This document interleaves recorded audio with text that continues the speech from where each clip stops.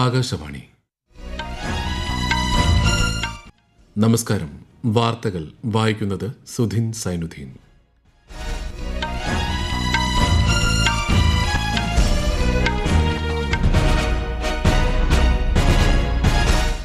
പ്രധാന വാർത്തകൾ. പൊതുസേവനത്തിൽ ഉന്നത നിലവാരം ഉറപ്പാക്കുന്നതിനായി പ്രവർത്തിക്കാൻ ആഹ്വാനം ചെയ്ത് രാഷ്ട്രപതി ദ്രൗപദി മുർമു. തൃശൂരിൽ വെടിക്കെട്ടുപുരയിലുണ്ടായ സ്ഫോടനത്തിൽ 13 മരണം. സർക്കാർ സംവിധാനങ്ങളെ ആകെ സജ്ജമാക്കാൻ നിർദ്ദേശിച്ച് മുഖ്യമന്ത്രി പിണറായി വിജയൻ. മജിസ്റ്റീരിയൽ അന്വേഷണത്തിന് ഉത്തരവിട്ട് ജില്ലാ കളക്ടർ. തമിഴ്നാട്ടിലും പശ്ചിമ ബംഗാളിൽ ഒന്നാംഘട്ട തെരഞ്ഞെടുപ്പ് നടക്കുന്ന 152 മണ്ഡലങ്ങളിലും പരസ്യപ്രചാരണം അവസാനിച്ചു. വോട്ടെടുപ്പ് മറ്റന്നാൾ. രാജ്യത്തുടനീളമുള്ള ഗാർഹിക LPG വിതരണം സാധാരണ നിലയിലെന്നും പാചകവാതക ക്ഷാമം റിപ്പോർട്ട് ചെയ്തിട്ടില്ലെന്നും കേന്ദ്ര സർക്കാർ. ഇറാൻ അമേരിക്ക രണ്ടാംഘട്ട സമാധാന ചർച്ചകളുമായി ബന്ധപ്പെട്ട് അനിശ്ചിതത്വം തുടരുന്നു. 2 ആഴ്ചത്തെ വെടിനിർത്തൽ നാളെ അവസാനിക്കും. IPL ക്രിക്കറ്റിൽ സൺറൈസേഴ്സ് ഹൈദരാബാദിനെതിരെ ഡൽഹി ക്യാപിറ്റൽസ് ഫീൽഡിംഗ് തെരഞ്ഞെടുത്തു. വാർത്തകൾ വിശദമായി. പൊതുസേവനത്തിൽ ഉന്നത നിലവാരം ഉറപ്പാക്കുന്നതിനായി പ്രവർത്തിക്കാൻ ആഹ്വാനം ചെയ്ത് രാഷ്ട്രപതി ദ്രൗപദി മുർമു. ജനകേന്ദ്രീകൃത നയങ്ങൾ ഫലപ്രദമായി നടപ്പിലാക്കുന്നതിൽ ഉദ്യോഗസ്ഥർ നൽകുന്ന സേവനങ്ങൾ ലക്ഷക്കണക്കിന് ജനങ്ങളുടെ ജീവിതം മെച്ചപ്പെടുത്തുന്നതായി ദേശീയ സിവിൽ സർവീസ് ദിനത്തിൽ ആശംസകൾ നേർന്ന് അവർ പറഞ്ഞു. അഖിലേന്ത്യാ സർവീസുകളുടെ പിതാവായ സർദാർ വല്ലഭായ് പട്ടേൽ രാജ്യത്തെ ഐക്യത്തിന്റെയും സേവന മനോഭാവത്തിന്റെയും മഹത്തായ മൂല്യങ്ങൾക്ക് മുന്നിൽ ഒരുമിപ്പിച്ച് നിർത്തിയതായി ന്യൂഡൽഹിയിൽ നടന്ന ദിനാചരണ പരിപാടി അഭിസംബോധന ചെയ്തുകൊണ്ട് ഉപരാഷ്ട്രപതി CP രാധാകൃഷ്ണൻ പറഞ്ഞു.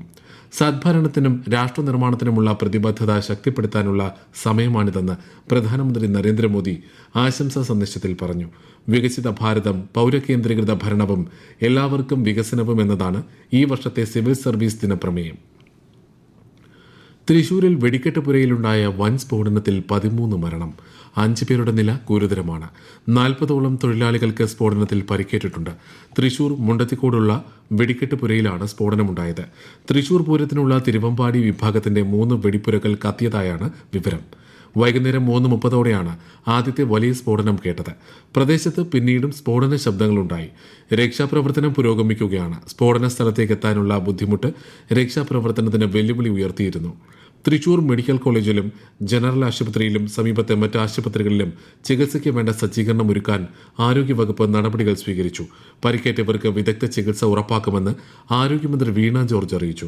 അപകടത്തിൽ അടിയന്തര സഹായം എത്തിക്കുന്നതിനായി സർക്കാർ 50 ലക്ഷം രൂപ അനുവദിച്ചു. സംസ്ഥാന ദുരന്ത പ്രതികരണ നിധിയിൽ നിന്നാണ് തുക അനുവദിച്ചത്. വെടിക്കെട്ട് അപകടത്തിന്റെ പശ്ചാത്തലത്തിൽ തത്സമയ വിവരങ്ങൾ ലഭ്യമാക്കുന്നതിന് 2 കൺട്രോൾ റൂമുകൾ തുറന്നു. 8547 614620 0488 42322226 എന്ന നമ്പറുകളിൽ ബന്ധപ്പെടാവുന്നതാണ്. തൃശൂരിലെ വെടിക്കെട്ടുപുരയിലെ സ്ഫോടനവുമായി ബന്ധപ്പെട്ട് എല്ലാവിധ ചികിത്സാ സഹായങ്ങളും ലഭ്യമാക്കാൻ സർക്കാർ സംവിധാനങ്ങളെ ആകെ സജ്ജമാക്കണമെന്ന് മുഖ്യമന്ത്രി പിണറായി വിജയൻ നിർദ്ദേശിച്ചു. ചീഫ് സെക്രട്ടറിയുമായി അദ്ദേഹം ഇക്കാര്യം സംസാരിച്ചു. പൊള്ളലേറ്റവർക്ക് വിദഗ്ധ ചികിത്സ ലഭ്യമാക്കാൻ ആവശ്യമെങ്കിൽ സംസ്ഥാനത്തിന് പുറത്തുള്ള ആശുപത്രികളിലെ വിദഗ്ധ ഡോക്ടർമാരുടെ സേവനം ഉൾപ്പെടെ ഉപയോഗപ്പെടുത്തും. രക്ഷാപ്രവർത്തനത്തിന് ആവശ്യമായ എല്ലാ നടപടികളും സ്വീകരിക്കുന്നുണ്ട്.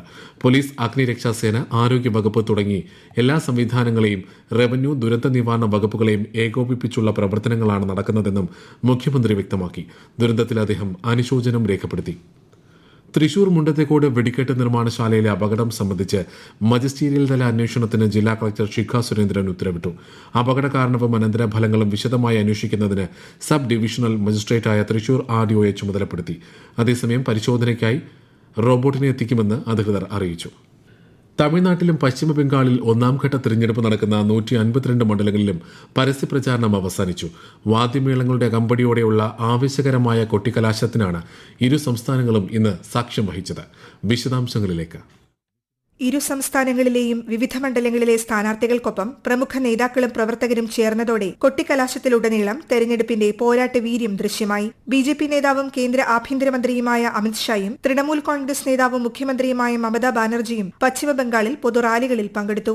ആം ആദ്മി നേതാവ് അരവിന്ദ് കെജ്രിവാൾ ഉൾപ്പെടെയുള്ള പ്രമുഖർ തമിഴ്നാട്ടിൽ DMK പ്രചാരണത്തിനായി എത്തിയിരുന്നു. കോൺഗ്രസ് നേതാവ് രാഹുൽ ഗാന്ധി ഇന്നലെ കന്യാകുമാരിയിൽ പ്രചാരണം നടത്തി.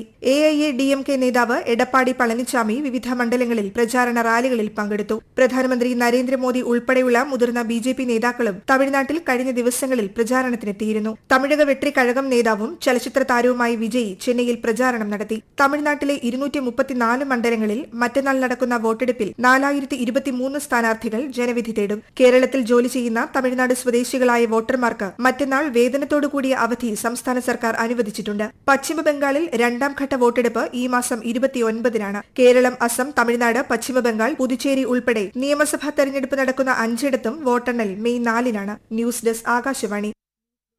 പശ്ചിമബംഗാളിലെ ആദ്യഘട്ട വോട്ടെടുപ്പുമായി ബന്ധപ്പെട്ട് എല്ലാ പോളിംഗ് ബൂത്തുകളിലും സജ്ജീകരിക്കുന്ന വെബ്കാസ്റ്റിംഗ് ക്രമീകരണങ്ങളുടെ ട്രയൽ റൺ പുരോഗമിക്കുന്നു. സംസ്ഥാനത്തെ മുഖ്യ തെരഞ്ഞെടുപ്പ് ഓഫീസറുടെ ഓഫീസിൽ നിന്നാണ് ഈ പ്രക്രിയ നടക്കുന്നത്. ബൂത്ത് തല നിരീക്ഷണം ശക്തിപ്പെടുത്തുന്നതിനും സുതാര്യമായ വോട്ടിംഗ് പ്രക്രിയ ഉറപ്പാക്കുന്നതിനുമാണ് വെബ്കാസ്റ്റിംഗ് സംവിധാനം ഒരുക്കുന്നത്. ട്രയൽ റണ്ണിന്റെ ഓരോ ഘട്ടത്തിലും തെരഞ്ഞെടുപ്പ് കമ്മീഷൻ നേരിട്ടാണ് വിലയിരുത്തുന്നത്. തമിഴ്നാട്ടിലെയും പശ്ചിമബംഗാളിലെയും നിയമസഭാ തെരഞ്ഞെടുപ്പുമായി ബന്ധപ്പെട്ട് ഇന്റർനാഷണൽ ഇലക്ഷൻ വിസിറ്റേഴ്സ് പ്രോഗ്രാമിന്റെ രണ്ടാം ഘട്ടത്തിന് തുടക്കം കുറിച്ചു. ഡൽഹിയിൽ നടന്ന ചടങ്ങിൽ മുഖ്യ തെരഞ്ഞെടുപ്പ് കമ്മീഷണർ ജ്ഞാനേഷ് കുമാർ പരിപാടി ഉദ്ഘാടനം ചെയ്തു. 17 രാജ്യങ്ങളിൽ നിന്നുള്ള 34 പ്രതിനിധികൾ പരിപാടിയിൽ പങ്കെടുക്കുന്നുണ്ടെന്ന് കമ്മീഷൻ പ്രസ്താവനയിലൂടെ അറിയിച്ചു. പ്രതിനിധികൾ നാളെ പശ്ചിമബംഗാളിലേക്കും തമിഴ്നാട്ടിലേക്കും യാത്ര തിരിക്കും. ഈ വാർത്തകൾ ആകാശവാണിയിൽ നിന്ന്. ആകാശവാണി വാർത്തകളും വാർത്താ അധിഷ്ഠിത പരിപാടികളും All India Radio News Thiruvananthapuram YouTube ചാനലിലും @All India Radio News Thiruvananthapuram Facebook പേജിലും AIR ന്യൂസ് _തിരുവനന്തപുരം ഇൻസ്റ്റഗ്രാം അക്കൌണ്ടിലും @AIR ന്യൂസ് _TVM X ഹാൻഡിലും ലഭ്യമാണ്. രാജ്യത്തുടനീളമുള്ള ഗാർഹിക LPG വിതരണം സാധാരണ നിലയിലാണെന്നും പാചകവാതക ക്ഷാമം റിപ്പോർട്ട് ചെയ്തിട്ടില്ലെന്നും കേന്ദ്ര സർക്കാർ. അന്താരാഷ്ട്ര വിപണിയിൽ അസംസ്കൃത എണ്ണയുടെയും LPGയുടെയും വില വർദ്ധിച്ചിട്ടും ആഭ്യന്തര വിതരണം തടസ്സമില്ലാതെ ഉറപ്പാക്കാൻ സർക്കാർ പരമാവധി ശ്രമിക്കുന്നുണ്ടെന്ന് പെട്രോളിയം പ്രകൃതിവാതക മന്ത്രാലയം ജോയിന്റ് സെക്രട്ടറി സുജാത ശർമ്മ പറഞ്ഞു. ന്യൂഡൽഹിയിൽ നടന്ന അന്തർ മന്ത്രാലയ വിശദീകരണ യോഗത്തിൽ സംസാരിക്കുകയായിരുന്നു അവർ. हमारा डोमेस्टिक जो घरेलू किचन के लिए डोमेस्टिक LPG सप्लाई है वो नॉर्मल है with respect to the bookings और कोई भी LPG डिस्ट्रीब्यूटर पर कोई ड्राई आउट रिपोर्टेड नहीं है.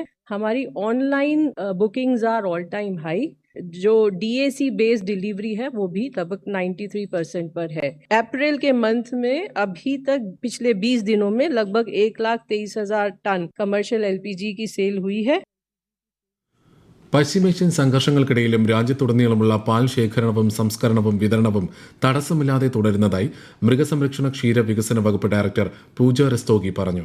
സംഘർഷ മേഖലയിലുള്ള എല്ലാ ഇന്ത്യൻ കപ്പൽ ജീവനക്കാരും സുരക്ഷിതരാണെന്നും വർദ്ധിച്ചുവരുന്ന ചരക്ക് കൂലിയും ഇൻഷുറൻസ് ചെലവുകളും കുറയ്ക്കുന്നതിനായി സർക്കാർ നടപടി സ്വീകരിച്ചിട്ടുണ്ടെന്നും ഷിപ്പിംഗ് മന്ത്രാലയം അഡീഷണൽ സെക്രട്ടറി മുകേഷ് മംഗൾ അറിയിച്ചു. ഇറാൻ അമേരിക്ക രണ്ടാം ഘട്ട സമാധാന ചർച്ചകളുമായി ബന്ധപ്പെട്ട് അനിശ്ചിതത്വം തുടരുന്നു. 2 ആഴ്ച വെടിനിർത്തൽ നാളെ അവസാനിക്കും. വെടിനിർത്തൽ തുടരാനുള്ള സാധ്യത വിരളമാണെന്ന് US പ്രസിഡന്റ് ഡൊണാൾഡ് ട്രംപ് വ്യക്തമാക്കിയിരുന്നു. സമാധാന ചർച്ചയ്ക്ക് തയ്യാറാണെന്ന് അമേരിക്ക വ്യക്തമാക്കിയെങ്കിലും ഇറാൻ ഇക്കാര്യത്തിൽ തീരുമാനം അറിയിച്ചിട്ടില്ല.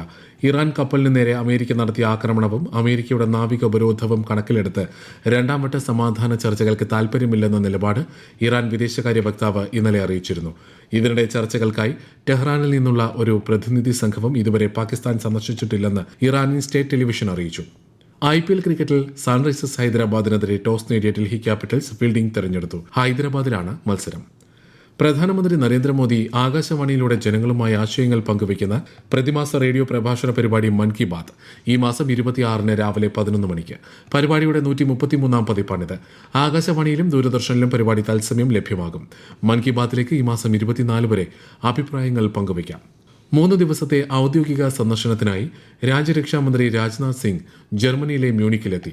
സന്ദർശന വേളയിൽ ജർമ്മൻ പ്രതിരോധ മന്ത്രി ബോറിസ് പിസ്റ്റോറിസുമായും മറ്റ് മുതിർന്ന നേതാക്കളുമായും അദ്ദേഹം ഉഭയകക്ഷി ചർച്ചകൾ നടത്തും. പ്രധാന വാർത്തകൾ വീണ്ടും.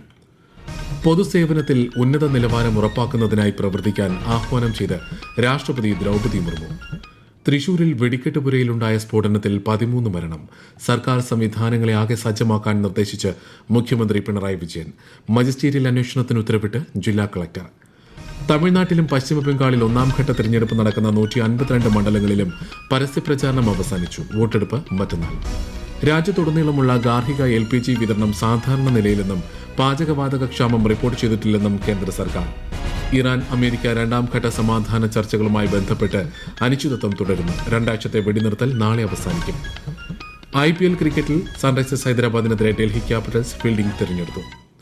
വാർത്തകൾ കഴിഞ്ഞു. അടുത്ത വാർത്താ പ്രക്ഷേപണം രാത്രി 8:35.